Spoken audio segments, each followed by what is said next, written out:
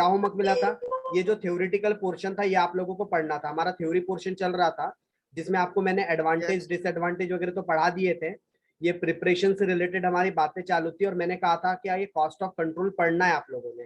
ठीक है, cost of control. तो क्या होता है कॉस्ट ऑफ कंट्रोल, पढ़ा आप लोगों ने?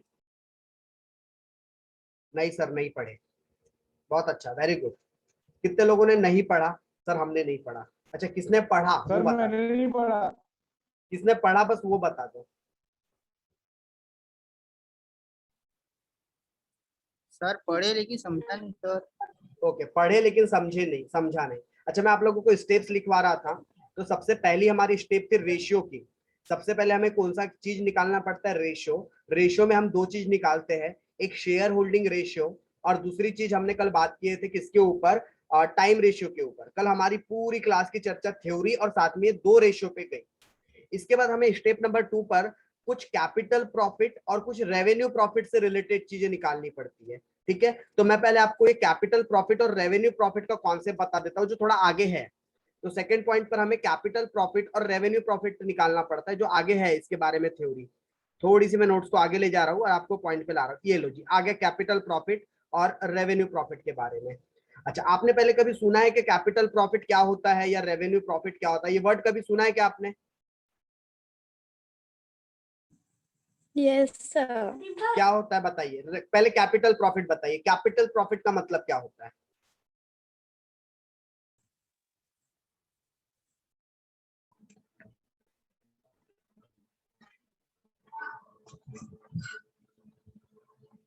वॉइस नहीं आई। सुना है बट मीनिंग नहीं पता, ऐसा है क्या? सर कैपिटल प्रॉफिट है ना सर, अपन लास्ट ईयर या फिर जो लमसम में कमाते हैं शायद वो होगा। ओके, जो पुराने प्रॉफिट्स होते हैं या जो हम लमसम में कमाते हैं। ओके ठीक है, कुछ हद तक। और रेवेन्यू प्रॉफिट का मतलब? करंट वाले करंट ईयर के जितने भी प्रॉफिट्स होंगे उससे हम क्या बोलेंगे? Revenue profit. ठीक है, रेवेन्यू। तो कैपिटल प्रॉफिट किस किस मतलब कौन कौन से एग्जांपल अगर अपन दे कैपिटल प्रॉफिट का, तो क्या क्या एग्जांपल में आ सकते हैं कैपिटल प्रॉफिट के? सर ऐसा हो सकता है क्या, कैपिटल प्रॉफिट को प्री बोल सकते हैं और रेवेन्यू प्रॉफिट को पोस्ट? यस, वो तो बोलेंगे इस चैप्टर में। ठीक है, कैपिटल प्रॉफिट को प्री, जो हम लोग एक्विजिशन या किसी कंपनी को टेक ओवर करने के पहले के जितने प्रॉफिट होते हैं वो सब कैपिटल प्रॉफिट कहलाते हैं। और एक्वायर्ड करने के बाद जितने प्रॉफिट कमाए जाते हैं उसे रेवेन्यू प्रॉफिट, जिसे पोस्ट एक्विजिशन प्रॉफिट भी कहते हैं। ठीक है, तो इसे हम दूसरी भाषा इस पर्टिकुलर चैप्टर में प्री एक्विजिशन प्रॉफिट और इसको हम पोस्ट एक्विजिशन प्रॉफिट भी बोल सकते हैं इस चैप्टर के पॉइंट ऑफ व्यू से। बट मैं इस बात पर तो आऊंगा, लेकिन पहले ये टॉपिक पर आने से पहले आपको ये बात तो क्लियर हो कि कैपिटल प्रॉफिट का मतलब क्या होता है और रेवेन्यू प्रॉफिट का मतलब क्या होता है। तो कैपिटल प्रॉफिट का मतलब होता है ऐसे प्रॉफिट जो हम अर्न करते हैं, किसकी वजह से हम अर्न करते हैं अपने जो बिजनेस में। मैं मतलब इसको कैसे एक्सप्लेन करूं? फिक्स्ड एसेट सेल करके अगर मुझे कोई एसेट कोई प्रॉफिट हो रहा है, मैंने कोई फिक्स्ड एसेट सेल की और उसकी वजह से मुझे कोई प्रॉफिट हो रहा है, उसे मैं कैपिटल प्रॉफिट कहूंगा। या फिर मैंने कोई शेयर इशू किए मार्केट में, ठीक है, और शेयर को मैंने प्रीमियम पर इशू किया, तो जो मैंने शेयर को प्रीमियम पर इशू किया उसकी वजह से जो मुझे प्रॉफिट हो रहा है उसे मैं कैपिटल प्रॉफिट कहूंगा। या मैंने डिवेंचर को क्या किया है, प्रीमियम पर इशू किया है। तो यानी कि कोई भी कैपिटल नेचर की एक्टिविटी की वजह से अगर मुझे कोई प्रॉफिट हो रहा है तो उसे मैं कैपिटल प्रॉफिट कहता हूं। ये कैपिटल प्रॉफिट के बेसिकली क्या हो गई डेफिनेशन, कि ऐसा कोई भी प्रॉफिट जो हम अर्न करते हैं फिक्स्ड एसेट्स को सेल करके या फिर कंपनी के शेयर या डिवेंचर इशू करके, उसे हम क्या कौन सा प्रॉफिट कहेंगे? Capital profit. और रेवेन्यू प्रॉफिट का मतलब होता है कि हम अपने बिजनेस की डे टू डे एक्टिविटी से जो पैसे कमाते हैं, लाइक सामान को सेल करके, तो उसे हम क्या कहते हैं? Revenue profit. लेकिन ये तो कैपिटल प्रॉफिट और रेवेन्यू प्रॉफिट के टर्मोलॉजी की बात हो गई। इस पर्टिकुलर चैप्टर में इसका बिल्कुल भी ताल्लुकात नहीं है इस कॉन्सेप्ट के साथ। इस चैप्टर में जो बात बताया ना उसका बिल्कुल भी ताल्लुकात नहीं है, बिल्कुल भी रिलेशन नहीं है इस बात के साथ कि ये फिक्स्ड एसेट्स को सेल करके कमाए गए हैं या कैसे कमाए गए हैं। तो इस चैप्टर में इसका रिलेशन किस बात के साथ है, अब उस बात को समझने की कोशिश करते हैं। कैपिटल प्रॉफिट का मतलब होता है हमारे ओल्ड प्रॉफिट, हमारे ओल्ड प्रॉफिट, इस चैप्टर के पॉइंट ऑफ व्यू से कैपिटल प्रॉफिट का मतलब है ओल्ड प्रॉफिट, मतलब कि ये मेरा एक्विजिशन हुआ। हम लोगों ने कल टाइम रेशियो के बारे में देखा था। ये मेरे साल की शुरुआत हो रही है, 1 अप्रैल 2020 को मेरा साल का शुरुआत होता है और 31 मार्च 2021 में साल की समाप्ति होती है।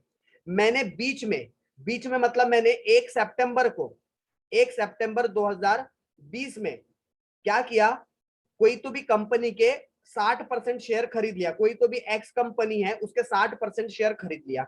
मतलब मैंने इस डेट पर, ये मेरा डेट ऑफ एक्विजिशन है, इसे हम क्या कहेंगे, डेट ऑफ एक्विजिशन, कि मैंने 1 सितंबर को क्या किया है, मैंने 1 सितंबर को कोई तो भी सामान खरीदा है। तो ये 1 सितंबर तक का जो भी प्रॉफिट होगा मेरा, 1 सितंबर तक का जो भी प्रॉफिट होगा मेरा, उसे मैं कौन सा प्रॉफिट कहूंगा, कैपिटल प्रॉफिट। सर क्यों कैपिटल प्रॉफिट? क्योंकि ये प्रॉफिट मैंने एक्विजिशन के, मतलब जो मेरी सब्सिडियरी कंपनी है उसने क्या किया है, एक्विजिशन के पहले कमा के रखा है, और जो एक्विजिशन के बाद से जो प्रॉफिट कमाएंगे इसे रेवेन्यू प्रॉफिट कहेंगे। अब इसका लॉजिक बता रहा हूं क्यों इसे एक्विजिशन, कैपिटल और रेवेन्यू कहते हैं। क्योंकि देखो, जब होल्डिंग कंपनी आएंगी, ये एक्स कंपनी है, ये वाई कंपनी है, ये एक्स है ये सब्सिडियरी कंपनी है, और वाई जो है वो होल्डिंग कंपनी है। वाई ने क्या किया, एक्स के 60% शेयर खरीद लिए।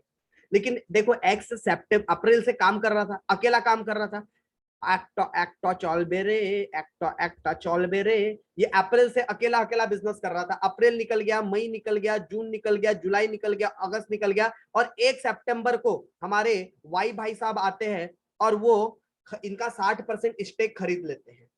और फिर अब 1 सितंबर से दोनों मिलकर काम करते हैं, अब साथ चलेंगे, अब साथ चलेंगे, अब साथ चलेंगे। अब ये सितंबर से सब साथ साथ चल रहे हैं। मतलब यहां पर अब आपकी होल्डिंग कंपनी भी है और यहां पर आपकी सब्सिडियरी कंपनी भी है, अब कंधे से कंधे मिलाते हुए साथ में चल रहे हैं। कहां से?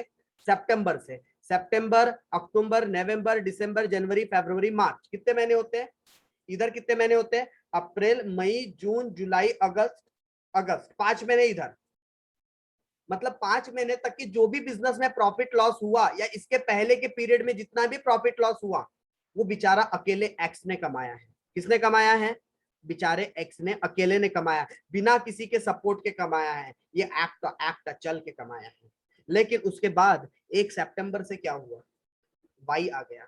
अब बोलता है वाई देखो, यहां से अब मेरा भी तो कंट्रीब्यूशन हुआ, मैं भी तो यहां से आपको बिजनेस में मदद कर रहा हूं, तो यहां से जो भी प्रॉफिट हो रहा है वो वाई के आने के बाद हो रहा है। तो वाई क्या बोलता है, ये मेरे लिए रेवेन्यू प्रॉफिट है। रेवेन्यू क्यों? क्योंकि मेरे आने के बाद।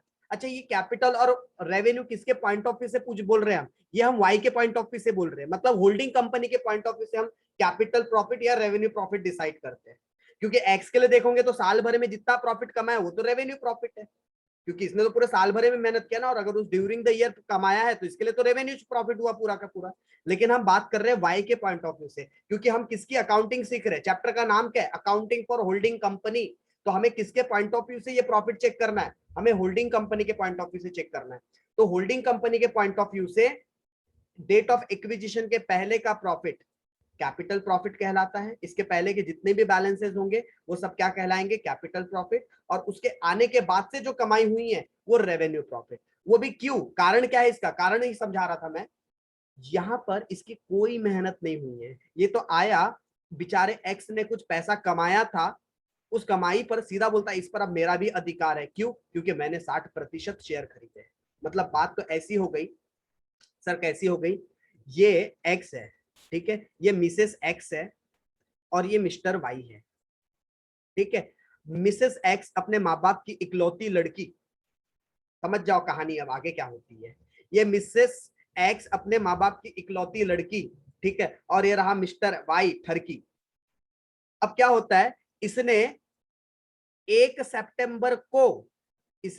सितंबर 2020 को इससे कर लिया शादी। अब 1 सितंबर के बाद से ये दोनों साथ साथ हैं। अब यहाँ जो भी इनकी प्रॉपर्टी बन रही है सब साथ साथ है, लेकिन इसके पहले वाली डेट में तो जो एक्स के पास जितना भी प्रॉफिट या जितना भी इनके पास प्रॉपर्टी थी, ये क्या बोलता है, देख अब तो हम साथ साथ हो गए, तो तेरा जितना इन्वेस्टमेंट है, तेरे ऊपर मेरा जितना इन्वेस्टमेंट है, कितना इन्वेस्टमेंट है? 60%। तो तेरी जितनी यहाँ पर कैपिटल प्रॉफिट्स वगैरह तूने कमाई है उस पर मेरा भी तो 60% अधिकार होना चाहिए। जबकि ईमानदारी से बताओ मुझे, ये 60% कमाने में क्या वाई ने कोई मेहनत की है क्या? ये 60% इधर प्रॉफिट कमाने में वाई का कोई मेहनत था क्या? नहीं। No sir. लेकिन फिर भी वो प्रॉफिट में हिस्सेदारी मांग लेगा। क्यों? क्योंकि जब 31 मार्च को प्रॉफिट लॉस बटेगा, 31 मार्च को जब प्रॉफिट लॉस बटेगा, तब तो पूरे साल भरे का प्रॉफिट लॉस कंसीडर किया जाएगा ना। तो साल भरे के प्रॉफिट लॉस में तो ये इधर के भी पीरियड का प्रॉफिट लॉस इंक्लूड है। तो फिर इसीलिए इसको वाई को जो प्रॉफिट हो रहा है वो बोलेगा कैपिटल प्रॉफिट। बिना मेहनत का उसको वन शॉट एक लमसम उसको कुछ बेनिफिट मिल गया, बिना मेहनत के उसको ये प्रॉफिट मिल गया, इसी को हम कहते हैं कैपिटल प्रॉफिट। और मेहनत जहां से करना उसने शुरू किया और वो जो प्रॉफिट हो रहा है उसे कहते हैं हम रेवेन्यू प्रॉफिट। होप आपको ये दो बात समझ में आई, कैपिटल प्रॉफिट और रेवेन्यू प्रॉफिट। जल्दी से हाँ ना में जवाब दीजिए, कैपिटल प्रॉफिट किसे बोलते हैं, रेवेन्यू प्रॉफिट इस चैप्टर के पॉइंट ऑफ व्यू से किसे बोलते हैं? फिर मैं यहाँ पर एक थ्योरी भी पढ़ाना शुरू करता हूँ। ये लो। सर हाँ सर, कैपिटल प्रॉफिट में रिजर्व वगैरह आते हैं क्या? यस आते हैं ना, सारे रिजर्व जितने भी इंटरनल लाइबिलिटीज होंगी ना, रिजर्व सरप्लस या फिर आपके पुराने कोई फ्लक्चुएशन के रिजर्व, कोई प्रॉफिट, वो सारे आपके कैपिटल प्रॉफिट में कंसीडर किए जाते हैं। Okay sir. ओके तो देखो क्या लिखा है, कैपिटल प्रॉफिट और रेवेन्यू प्रॉफिट को अगर हम पढ़े तो capital profit sorry, the holding company may acquire the shares in its subsidiary company either on the balance sheet date or on any earlier the balance sheet date। यानी हम किसी भी कंपनी को क्या कर सकते हैं, टेक ओवर कर सकते हैं। कब? या तो जिस दिन बैलेंस शीट बन रही है उस दिन पर, या तो उसके पहले वाले डेट पर। मतलब इसका बोलने का तात्पर्य, इसका बोलने का मीनिंग ये है कि मैं किसी भी कंपनी को टेक ओवर कर सकता हूं। कब? या तो आखिरी दिन पर, या तो उसके पहले कोई भी दिन पर। ठीक है, या तो आखिरी दिन पर एक्वायर किया होगा, या तो आखिरी दिन के कोई भी पहले वाली डेट पर एक्वायर किया होगा। ठीक है, आगे और पढ़ते हैं। All the profit earned by the subsidiary company till the date of the acquisition of share by the holding company is to be taken as capital profit for the holding company। ये क्या बोलना चाह रहा है कि जितना भी profit subsidiary company ने अकेले ने कमाया है, ठीक है, सपोज होल्डिंग हुई यहां पर बीच में 1 सितंबर को, होल्डिंग कहां हुई? 1 सितंबर को। तो इन्होंने जो 5 महीने सब्सिडियरी ने क्या किया, बिना होल्डिंग कंपनी के सपोर्ट के काम किया, तो इस प्रॉफिट को होल्डिंग कंपनी क्या कहेगा? Capital profit. इस प्रॉफिट को क्या कहेगा? Capital profit. वही बात यहां लिखी है। आगे और पढ़ते हैं। सच रिजर्व, और ये कैपिटल प्रॉफिट में क्या क्या आ सकते हैं? रिजर्व, लॉसेस, प्रॉफिट, जितने भी होंगे वो सब कैपिटल प्रॉफिट के अंदर कंसिडर किए जाएंगे। इतनी बात समझ में आई क्या? कैपिटल प्रॉफिट मतलब क्या? जिस दिन डेट ऑफ एक्विजिशन के टाइम पर जितने भी कैपिटल रिजर्व, जनरल रिजर्व या किसी भी प्रकार के रिजर्व एंड सरप्लस या किसी भी प्रकार का उस दिन तक का प्रॉफिट, कौन सा प्रॉफिट कहलाएगा? सीपी कहलाएगा। सीपी मतलब कैपिटल प्रॉफिट। आगे और पढ़ता हूं। In the case the holding company acquired shares on a date other than the balance sheet date of the subsidiary, the profit of subsidiary company will have to be apportionate between the capital profit and revenue profit। मतलब अगर हमने आखिरी दिन पर खरीदा, अगर हमने किसी कंपनी को at the last date acquired कर रहे तो ऑब्वियस है पूरा का पूरा प्रॉफिट क्या कहलाएगा? Capital profit. क्यों? क्योंकि आखिरी दिन पर खरीदा है ना, तो पूरा का पूरा इसमें मेहनत किसने किया है? सब्सिडियरी कंपनी ने। लेकिन लेकिन लेकिन मैंने बीच में अगर खरीद लिया तो इधर का प्रॉफिट तो कैपिटल कहलाएगा, बट इधर का प्रॉफिट रेवेन्यू कहलाएगा। तो वही बात यहाँ पर लिखा है कि अगर हमने लास्ट डेट के पहले अगर अर्लियर किसी भी डेट पर एक्वायर्ड किया, तो जिस दिन एक्वायर्ड किया उसके आगे के दिन को हम क्या कहेंगे, या आगे के प्रॉफिट को क्या कहेंगे? हम रेवेन्यू प्रॉफिट कहेंगे। होप आपको रेवेन्यू प्रॉफिट की बात समझ में आई। होप आपको रेवेन्यू प्रॉफिट क्या होता है ये और कैपिटल प्रॉफिट क्या होता है यहां से भी थ्योरी समझ में आ रही है। किसी को यहां तक के डाउट है क्या अभी? शादी के बाद का प्रॉफिट है रेवेन्यू प्रॉफिट ना? क्या बोले? सर, डेट ऑफ एक्विजिशन के बाद का प्रॉफिट है ना revenue profit? Yes right correct. अगर मैं सिंपल एकदम साधारण और आसान शब्दों में बोलूं ना, तो जो डेट ऑफ एक्विजिशन है इसके पहले का प्रॉफिट कहलाता है कैपिटल प्रॉफिट, इसके बाद से जो भी प्रॉफिट हुआ वो कहलाता है रेवेन्यू प्रॉफिट। That's it. फिर किसी भी दिन पर एक्विजिशन हुई हो, अगर साल के शुरुआत में एक्विजिशन हुआ तो पूरा का पूरा इधर का प्रॉफिट रेवेन्यू प्रॉफिट कहलाएगा, और इस साल के पहले का जो भी प्रॉफिट होगा सब कैपिटल प्रॉफिट कहलाएगा। आखिरी दिन पर एक्वायर्ड हुआ तो आखिरी दिन के पहले का पूरा कैपिटल प्रॉफिट कहलाएगा, और इस साल का आखिरी दिन है तो रेवेन्यू तो कुछ आएगा नहीं। तो जिस दिन एक्वायर्ड हुआ उसके पहले का प्रॉफिट कैपिटल प्रॉफिट, उसके बाद का प्रॉफिट रेवेन्यू प्रॉफिट। और वही बात नीचे लाइन में लिखी हुई है, the any profit earn by the subsidiary company before the date of acquisition is the capital profit. Acquisition करने के पहले का जितना भी प्रॉफिट है सब्सिडियरी में वो सब क्या कहलाएगा, कैपिटल प्रॉफिट। वाइल जबकि कोई भी प्रॉफिट सब्सिडियरी कंपनी एक्विजिशन के बाद कमा रही है तो उसे क्या कहेंगे, रेवेन्यू प्रॉफिट। ये दो लाइन आखिरी की उसी चीज को डेडिकेटेड है, रेवेन्यू प्रॉफिट और कैपिटल प्रॉफिट को। वाइल जबकि जब हम प्रिपेयर करेंगे कंसोलिडेटेड बैलेंस शीट तो जो कैपिटल प्रॉफिट है should be adjusted with the cost of control, बताऊंगा मैं, ठीक है। ये जो कैपिटल प्रॉफिट और जो हम रेवेन्यू प्रॉफिट अभी सीखेंगे कैसे निकालते हैं। तो कैपिटल प्रॉफिट में भी दो लोगों का हिस्सा, एक होल्डिंग का हिस्सा निकलेगा, एक सब्सिडियरी का हिस्सा निकलेगा। रेवेन्यू प्रॉफिट में भी दो हिस्सा, एक होल्डिंग का हिस्सा निकलेगा, एक सब्सिडियरी का हिस्सा निकलेगा। तो ये जो कैपिटल प्रॉफिट में जितना होल्डिंग का हिस्सा आएगा ना, जितना ये होल्डिंग का हिस्सा आएगा, ये इसे कहां एडजस्ट किया जाएगा, कॉस्ट ऑफ कंट्रोल में। मैं सिखाऊंगा आप लोगों को कॉस्ट ऑफ कंट्रोल कैसे निकालते हैं, तो वहां एडजस्ट किया जाता है, ठीक है। और सब्सिडियरी का क्या किया जाता है, तो उसको एज अ माइनॉरिटी इंटरेस्ट में कंसीडर किया जाता है। ये बात भी सिखाऊंगा। मतलब आपका जो कैपिटल प्रॉफिट है ना वो इनडायरेक्टली आपकी बैलेंस शीट में जाती है। कैसे, इनडायरेक्टली, डायरेक्टली नहीं जाती। लेकिन जो रेवेन्यू प्रॉफिट है वो डायरेक्टली आपके बैलेंस शीट में घुस जाती है। कौन सी वाली, जो भी होल्डिंग का रहेगा वो, और सब्सिडियरी का एडजस्ट हो जाता है कहीं तो भी, वो सारी चीज बताऊंगा, टेंशन ना ले। तो ये लास्ट वाला लाइन उसी से रिलेटेड बात करता है कि while preparing the consolidated balance sheet share in capital profit should be adjusted with the cost of control and the revenue profit या revenue reserve should be merged with the balance in the reserve and surplus of the holding company। मतलब कि मेरे को जो भी subsidiary से profit मिल रहा है, मुझे सब्सिडी, मैं होल्डिंग हूं, मैं कौन हूं, मैं होल्डिंग हूं, और मुझे कैपिटल प्रॉफिट हुआ है और मुझे रेवेन्यू प्रॉफिट हुआ है। तो कैपिटल प्रॉफिट को मैं कहां लिख दूंगा, कॉस्ट ऑफ कंट्रोल में। सर क्या होता है समझाऊंगा, डोंट वरी। और रेवेन्यू प्रॉफिट को कहां लिख दूंगा, बैलेंस शीट में अपने जो भी रिजर्व वाले हेड होंगे उसमें ऐड कर दूंगा।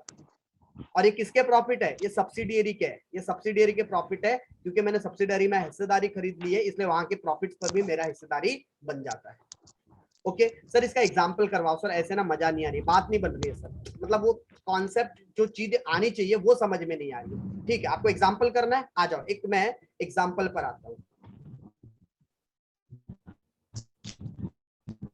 लो, ये मैं एक पहला छोटा सा आपको एक एग्जांपल कराता हूँ पहले, ठीक है। ये छोटा सा एक एग्जांपल आप लोगों की स्क्रीन पर दिख रहा है, बोलिए दिख रहा है, यस सर दिख रहा है।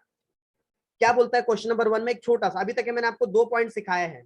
पहला मैंने आप लोगों को टाइम रेशियो निकालना सिखाया था कल की क्लास में, और अभी की क्लास में मैंने डिस्कस करना है आप लोगों के साथ capital profit and revenue profit कैसे निकालते हैं, ठीक है। अभी तक मैं 2 चीजें बस आप लोगों को सिखा रहा हूं, पहले रेशियो कैसे निकालते हैं, फिर कैपिटल प्रॉफिट और रेवेन्यू प्रॉफिट कैसे निकालते हैं। मैं एक बेस के लिए क्वेश्चन पहला यूज कर रहा हूं, ठीक है। मैं बेस के लिए सिर्फ क्वेश्चन नंबर 1 अभी इस्तेमाल कर रहा हूं 2 स्टेप के लिए।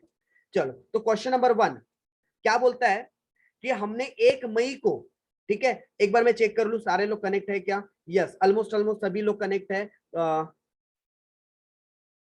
भूषण, डॉली, जयवीर, होमेंद्र, प्रज्वल, रक्षा, रमाकांत, रूपाली, आई गेस खुशी चली गई। खुशी मतलब खुशी, ठीक है, हैप्पी वाली खुशी नहीं, खुशी अपनी बैच की खुशी, वो चली गई। ओके चलो, तो हमने कब एक्वायर्ड किया, हमें डेट पता है। आपको क्वेश्चन दिख रहा है क्लियरली, अरे बोलो हाँ ठीक है, यस सर। ओके, तो हमने किस दिन पर एक्वायर किया, हमें पता चल गया, क्या पता चल गया कि डेट ऑफ एक्विजिशन क्या है। हमें क्या पता चल गया जी, हमें पता चल गया है डेट ऑफ एक्विजिशन 1 मई 2003 है।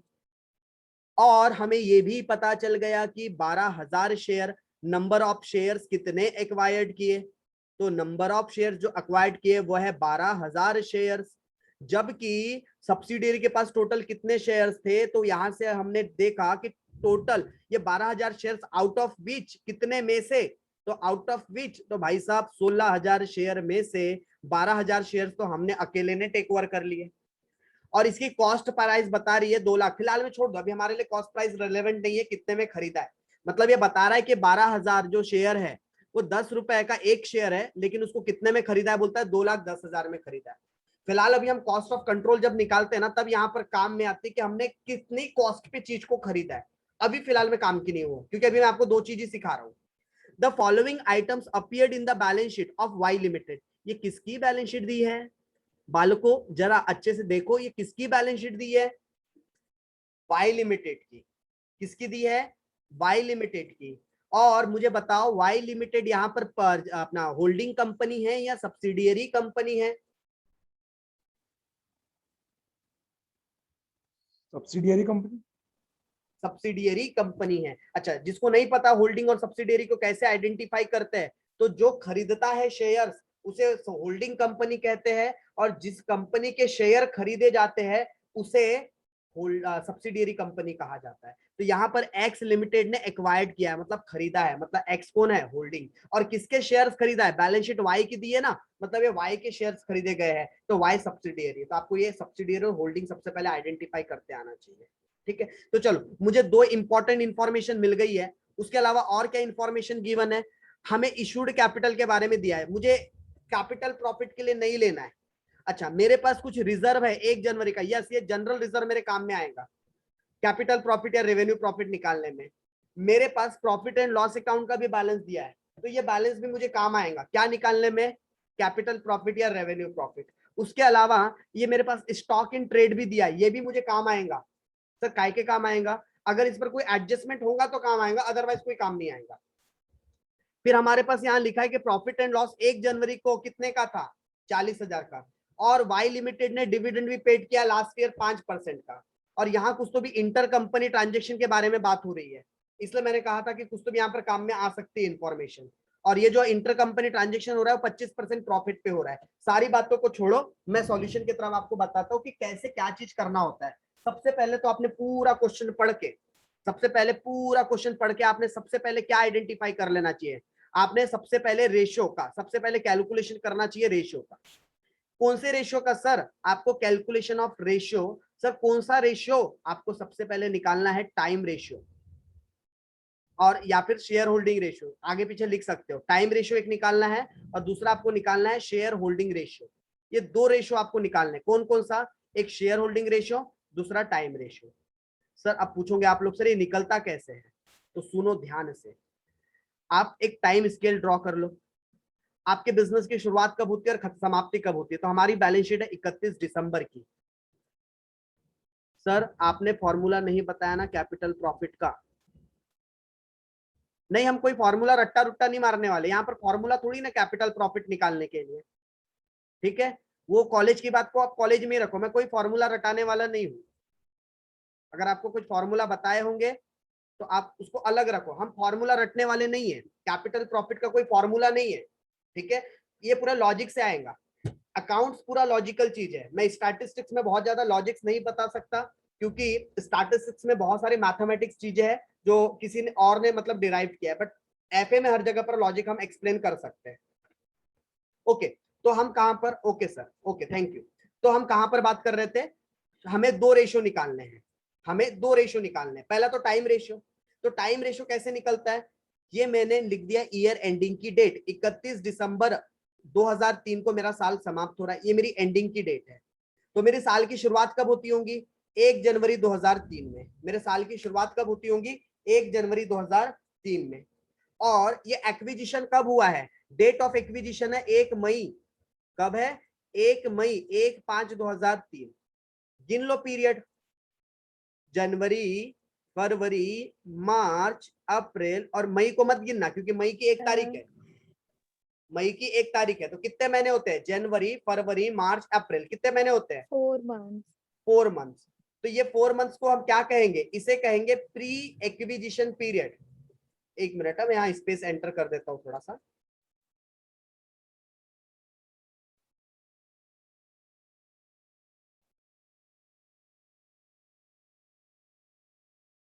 चलो बाद में निकालते हैं इसको। ये जो 4 मंथ्स है ना, इस पीरियड को क्या कहा जाता है? इस पीरियड को कहा जाता है प्री एक्विजिशन पीरियड। इस पीरियड को क्या कहा जाएगा? Pre acquisition period. और जिस दिन एक्वायर्ड हुआ, ये थी आपकी डेट ऑफ एक्विजिशन, जिस दिन एक्वायर्ड हुआ उसके बाद का पीरियड क्या कहलाता है? उसके बाद का पीरियड कहलाता है पोस्ट एक्विजिशन पीरियड। क्या कहलाता है? Post acquisition period. तो पोस्ट एक्विजिशन पीरियड कितना आ गया? 8 मंथ। तो मेरा रेशियो क्या निकल गया? मेरा टाइम रेशियो कितना बन गया? 4:8। और इसी को मैं और छोटा करूंगा तो 1:2। ये मेरा क्या निकल गया, टाइम रेशियो। ये जो पहला वाला पीरियड है ना, ये किसको डिनोट कर रहा है, प्री एक्विजिशन पीरियड को, और सेकेंड वाला किसको डिनोट कर रहा है, पोस्ट एक्विजिशन को। तो ये मेरा प्री एक्विजिशन पीरियड और पोस्ट एक्विजिशन पीरियड का रेशियो निकल गया। ठीक है, टाइम रेशियो निकाल दिए जी हमने। दूसरा रेशियो फिर हमें बी पॉइंट, दूसरा रेशियो कौन सा निकालना है, शेयर होल्डिंग रेशियो। अगला कौन सा रेशियो निकालना है, शेयर होल्डिंग रेशियो। और शेयर होल्डिंग रेशियो का मतलब क्या होता है कि जो सब्सिडियरी के पास टोटल शेयर थे उसमें से होल्डिंग कंपनी ने कितने एक्वायर्ड किया, तो आपको होल्डिंग कंपनी के एक्वायर्ड शेयर रेश टू सब्सिडियरी के पास जितने शेयर बच गए हैं, सब्सिडियरी के बैलेंस शेयर, जिसे मैं दूसरे वर्डों में ये भी कह सकता हूं माइनॉरिटी के पास कितने शेयर्स हैं। सब्सिडियरी के पास बैलेंस बोलने से ज्यादा अच्छा है कि माइनॉरिटी के पास कितने शेयर्स हैं। तो मैं किसका रेशियो निकाल रहा हूं, होल्डिंग के पास कितने शेयर्स है रेश टू माइनॉरिटी के पास कितने शेयर्स हैं। तो टोटल देखो, टोटल सब्सिडियरी के पास कितने शेयर्स थे, 16,000। टोटल सब्सिडियरी के पास कितने शेयर्स थे, 16,000। उसमें से होल्डिंग ने कितने खरीद लिया, 12,000। तो माइनॉरिटी के पास कितने बचे होंगे, 4,000। तो इसका रेशियो कितना निकल जाएगा, 3:1। ये मेरे लिए कौन सा रेशियो निकल गया, शेयर होल्डिंग रेशियो। मुझे बताओ ये दो रेशियो निकालने में किसी को डाउट है क्या, जल्दी से चैट बॉक्स में अपना मैसेज डाल दो। No sir, okay. फिर अब मैं दूसरे पॉइंट की तरफ चलता हूं। अब मुझे आइडेंटिफाई करना है कैपिटल प्रॉफिट, और दूसरा मुझे आइडेंटिफाई करना है एंड रेवेन्यू प्रॉफिट। यानी मेरे दो हिस्से हैं, मेरे पास दो चीजें निकालना है मुझे, एक तो कैपिटल प्रॉफिट भी निकालना है और रेवेन्यू प्रॉफिट भी कैलकुलेट करना है। ठीक है, तो चलो पहले हम शुरुआत करते हैं कि कैपिटल प्रॉफिट कैसे निकलता है। तो मैंने आपको अभी कॉन्सेप्ट जब समझा रहा था कि कैपिटल प्रॉफिट का मतलब क्या होता है, तो कैपिटल प्रॉफिट का मतलब होता है कि एक्विजिशन करने के पहले तक का जितना प्रॉफिट है, एक्विजिशन करने के पहले तक का जितना प्रॉफिट है वो सारा प्रॉफिट क्या कहलाता है। ओ माय गॉड, लाइट चली गई। तो एक्विजिशन करने के पहले तक का जितना प्रॉफिट है वो सब क्या कहलाता है, कैपिटल प्रॉफिट। राइट, क्या कहलाता है सब, कैपिटल प्रॉफिट। लाइट आपके इधर भी गई है क्या, यस सर, बारिश भी आ रही है। बारिश भी आ रही है, लाइट भी चली गई, सॉरी लाइट चली गई सर। हाँ लाइट चली अरे गई, सर बट फिर भी हम पढ़ेंगे। ठीक है, लाइट अभी चली किधर गई गई सर, फिर भी हम पढ़ेंगे। मोबाइल के फ्लैश, अरे सर मोबाइल से तो पढ़ रहे हैं, उसी में तो आपको लेक्चर देखना है और आपको वीडियो देखना है। ठीक है, आप लिखने का काम रोक देना, बट आप सुनने का तो काम कर सकते हो। ठीक है, तो चलो मैं बात कर रहा हूँ कैपिटल प्रॉफिट की। तो हमने क्या बोला था कैपिटल प्रॉफिट का जब कॉन्सेप्ट पढ़ रहे थे कि हमने, ये हमारा ईयर एंडिंग की डेट है 31/12/2003, ये साल की शुरुआत की डेट है 1 जनवरी 2003। ठीक है, और इस दिन पर एक्विजिशन हुआ कब, 1 मई 2003 को। अब मुझे क्या दिया है पता है क्या, मुझे क्वेश्चन में कुछ प्रॉफिट से रिलेटेड, अच्छा profit include all reserve and surplus, profit include all reserve and surplus.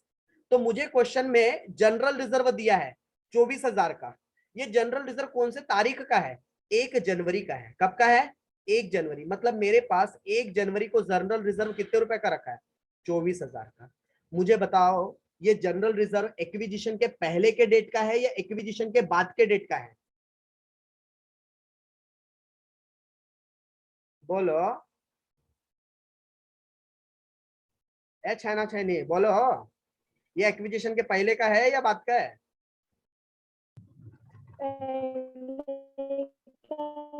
पहले का है। ठीक है, अब नेटवर्क का इशू आना शुरू होगा, इसलिए आप लोग चैट बॉक्स के थ्रू अपना रिस्पांस दो। ठीक है, चैट बॉक्स के थ्रू। अच्छा, अब दूसरा हमें एक और पॉइंट दिया है कि ये प्रॉफिट एंड लॉस 1,58,000 है। अब ये प्रॉफिट एंड लॉस कब का होगा, तो ऑब्वियस है profit and loss current year का होता है, क्योंकि हर साल के लिए हम प्रॉफिट एंड लॉस अकाउंट बनाते हैं। तो ये प्रॉफिट एंड लॉस अकाउंट कब का है, करंट ईयर का है। मतलब पूरे साल भर में हमने 1 लाख कितना कमाया है, पूरे थ्रू आउट द ईयर हमने 1,58,000 कमाया है। राइट, तो इसमें से मुझे ये पता करना पड़ेगा कि इस पीरियड में कितना कमाया और बाकी इस पीरियड में कितना कमाया, मुझे वो देखना पड़ेगा। लेकिन मैं आगे और पढ़ता हूँ क्वेश्चन। आगे लिखा है स्टॉक इन ट्रेड। तो स्टॉक इन ट्रेड हमारे प्रॉफिट का कोई हिस्सा नहीं है, लेकिन इसके ऊपर कुछ इंटर कंपनी ट्रांजेक्शन हुए थे, और जो इंटर कंपनी ट्रांजेक्शन हुए थे ना, अरे 1 मिनट, मेरा लैपटॉप ऑफ हो जाएगा, 1 मिनट 1 मिनट, मैं भूल गया था पढ़ाते पढ़ाते।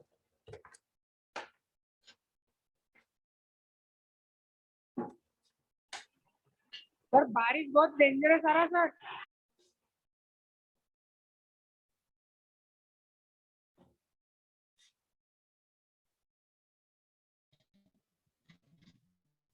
इकडे काय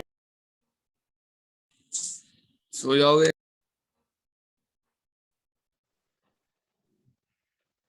चला झोपा आता. पाहो तुम्ही जाऊन से झोपून जा. ओके सॉरी, कनेक्ट कर दिया हूँ अभी, नहीं तो तुरंत हमारा भी लैपटॉप ऑफ हो गया रहता और क्लास सडनली भी ऑफ हो गई रहती है यहाँ पर. सर चलो हमारा फोन भी ऑफ हो जाएगा फिर. हाँ ठीक है ना, तो चलेगा, रिकॉर्डिंग मिल जाएंगी.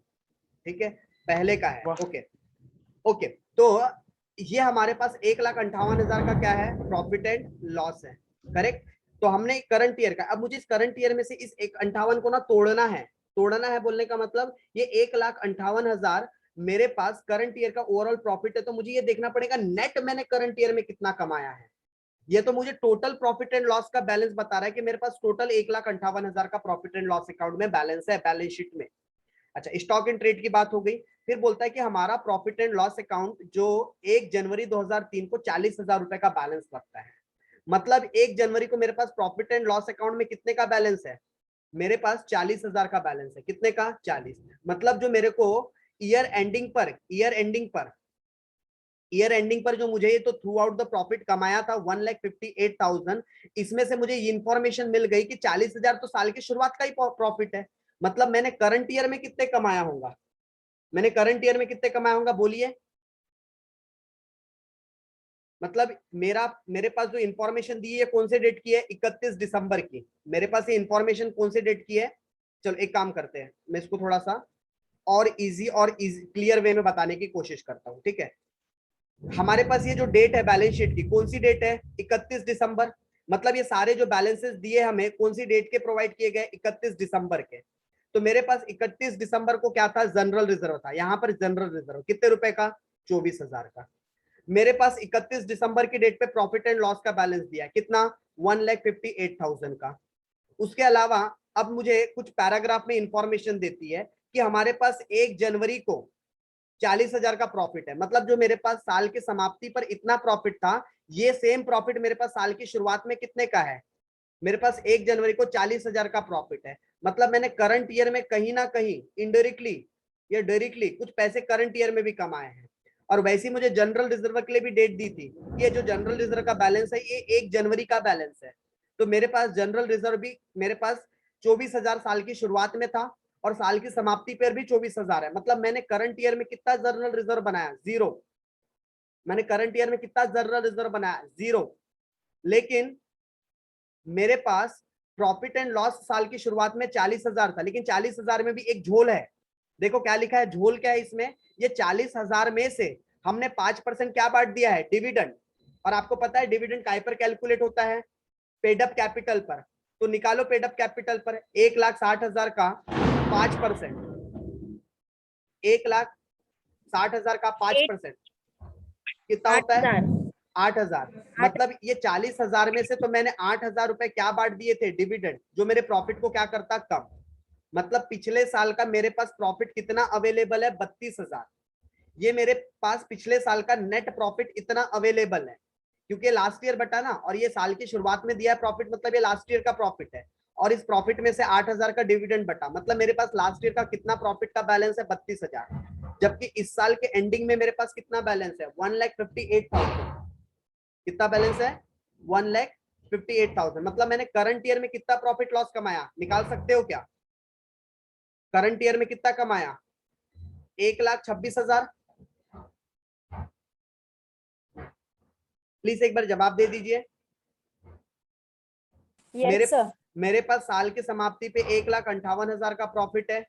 साल के शुरुआत में मेरे पास यही प्रॉफिट 32,000 का था, तो मैंने करंट ईयर में कितना कमाया, 1,26,000 मैंने करंट ईयर में कमाया. अच्छा, एक और इंफॉर्मेशन दी है यहाँ पर, किससे रिलेटेड इंफॉर्मेशन है, वो स्टॉक एडजस्टमेंट से रिलेटेड इंफॉर्मेशन है. और स्टॉक एडजस्टमेंट में क्या था बोलता है, कुछ तो भी इंटर कंपनी ट्रांजेक्शन हुए थे. तो ये जब कंसोलिडेट बैलेंस शीट बनाते हैं ना, तब ये पॉइंट काम में आता है. जब हम क्या करते हैं, कंसोलिडेट बैलेंस शीट बनाते हैं, तब ये पॉइंट काम में आएगा. ठीक है, तो अब मेरे को पता चल गया है कि मेरे पास साल की शुरुआत में, मतलब एक्विजिशन के पहले कितना प्रॉफिट था और एक्विजिशन के बाद में कितना प्रॉफिट है। बस अब मुझे अगर चीजें पता चल गई है तो मैं उसे क्या कर देता हूँ, सेग्रीगेट कर देता हूँ। जो जो मेरे पास चीज एक्विजिशन के पहले थी